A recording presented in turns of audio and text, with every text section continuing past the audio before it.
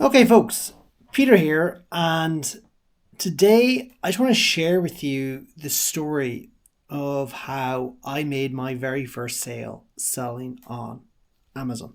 Now, it was way back in 2016. I was for years trying, ultimately years, trying to get started selling online and just doing things and trying to make my own business work, right?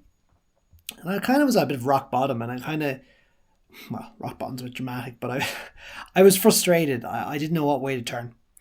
And I remember I got introduced to this person who at the time was selling Amazon training. He had a lot of success on Amazon with private label.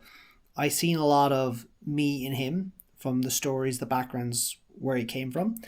And he said to me that you need to learn how to generate like a base income, and then after that, we'll worry about anything else after that, right? Just get that base income, right? And he felt Amazon was the best vehicle or tool for me to do that. And the fact that I was already selling products online on eBay and I could see the benefit and the power of online, I was kind of like, he could be right. So I remember him saying, do you know what? Do you want access to the course? And he was very good to me. He brought me out for lunch. We spent a day together, and I really looked up to him. In fact, I still kind of do, in fairness.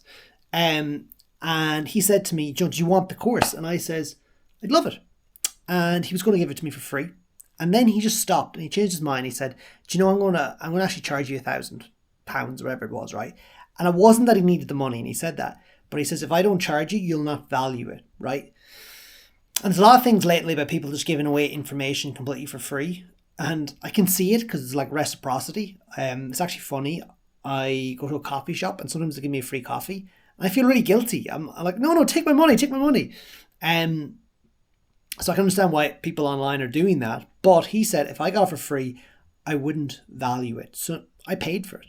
And I started going through the course. And, it took me 2 or 3 months, but I found a product. And now that product, I think I actually have one here. I hope I do anyway. I do. Yeah, here. Right? That product was dog whistles. And I remember I looked at the market and I decided, there was a market for me to sell this product, right? It was small, it was lightweight. It was like $1 to buy. Well, it was actually 55 cents to buy. I could get it sent over like via air, so I could have it really quick and I can get selling. And I was on a call with someone. They said, you know what? Why don't you make it a twin pack? So sell 2 dog whistles instead of selling one, because, it would only cost an extra 55 cents basically to put that in the little poly bag, and it wouldn't increase the fulfillment cost. And straight away I'd stand out from all the other sellers because I was offering 2 instead of the 1 that they had. So I did that. And I remember I paid the supplier via PayPal. I had some money at the time from I was selling lathes and machinery and stuff, just buying and selling myself. And I paid via PayPal, and I had to wait like a few weeks for the product to be made. I got my brand logo on it and all that crack. And it was sent over and it went into Amazon. And I remember it was St. Patrick's Day back in, as I said, 2016. And I, in and around that day, and I was flicking away on my phone. And then I remember I just seen one sale.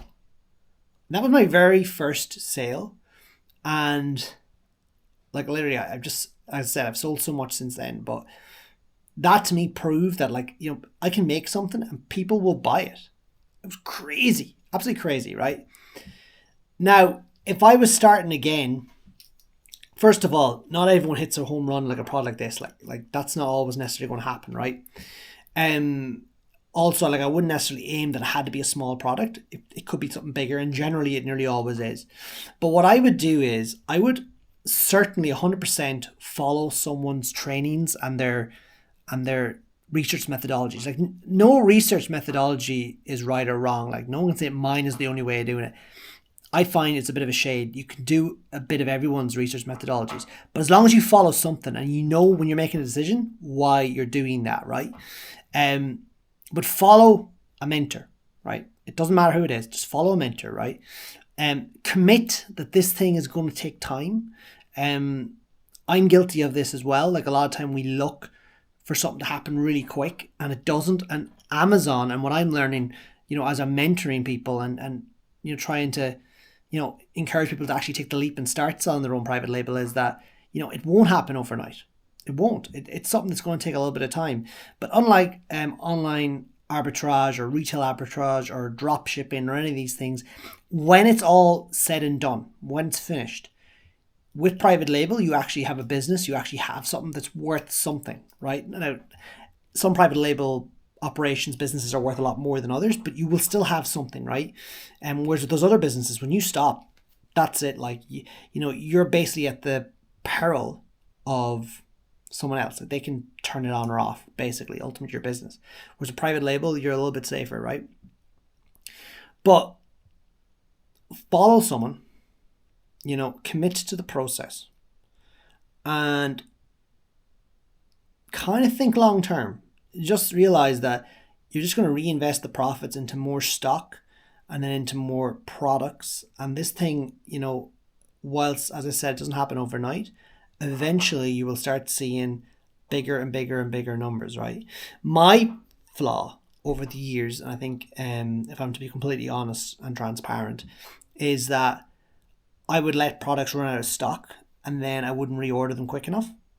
And, I can only think of and imagine where I'd be if I'd never stopped selling products because they were out of stock. If I just actually kept reordering, kept them in stock. So you'll try to keep things in stock, except that your first order will probably run out of stock. But then after that, just once you get it back, try to get that run rate going, right? And then apart from that, and what I didn't do at the beginning was just try and have really strong images and creative, right? Just make your listing look really well. I made it look well, but not really well. Make it look really well. Invest in that, and you'll be fine. Honestly.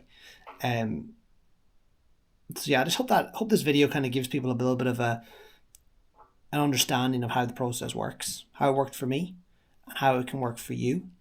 But just the fact that it takes time. I think literally that's it. It takes time. It's a real business, and that's why it takes time, unlike some of the other businesses out there.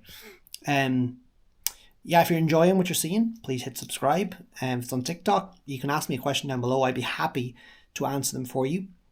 And I also have a sort of like an Amazon club where I just send pretty much, not every day, but regularly enough, valuable emails where I actually really share little wins or little strategies you can use when getting started online and doing all this. So you can subscribe to that as well. It's free.